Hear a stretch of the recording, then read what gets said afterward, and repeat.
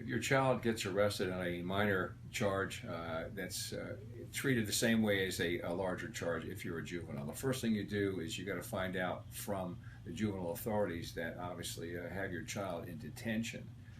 What's going to happen with their child. That detention facility will probably let you know, being that the child tells them who their parents are and gives them phone numbers, that there's going to be a hearing before a juvenile judge, mostly circuit judges in Florida. And other states have comparable judges that have first hearings that are 24 hours to 48 hours away from the arrest, from the time of the arrest. At that particular time, the judge will tell you what your son's been or daughter's been charged with, what he would recommend in terms of the initial stages of the case. If it's more serious, obviously he's going to ask the prosecution to get involved in the investigation and make a determination as to whether they want him to be charged as an adult or whether the case will be staying in juvenile court. Most of the times the judges will find programs for people early on and then set a court date down the road to make sure they've complied with all the conditions and requirements of that particular program.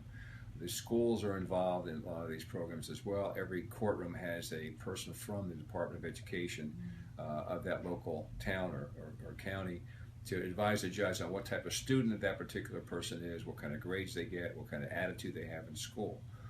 The important thing too is to remember that you've got to have this case handled properly for your child, because if not, with technology being what it is, even though juvenile records are supposed to be protected, they're not protected. They're available to any law enforcement officer at any stage, and also prosecution people. And sometimes some of the media get a hold of it early on when a kid's committed a crime that's of more serious magnitude, and at that point in time, you've got a real problem.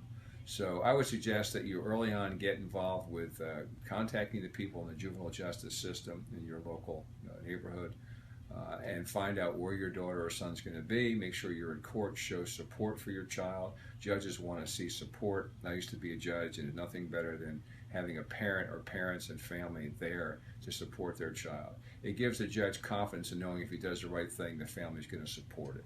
So I would suggest that the first thing you do is make sure you know where your daughter or son's going to be in court. Make sure you're there. Make sure you're there with all the support you can bring.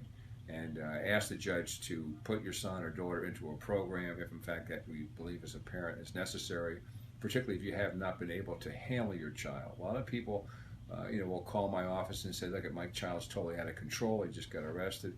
Obviously at that point in time, your child's going to listen to you more effectively in a courtroom than he would at home. Nobody wants to tell their parents what they're doing, but once they get caught, maybe things will change if, of course, your parenting changes. So I suggest that early on that you find out what's going on with your son and daughter. Make sure that you get them the right kind of direction that they need to have in order to eliminate the possibility of having a criminal record. The juvenile records are there, trust me. It's a whole different world than what it used to be.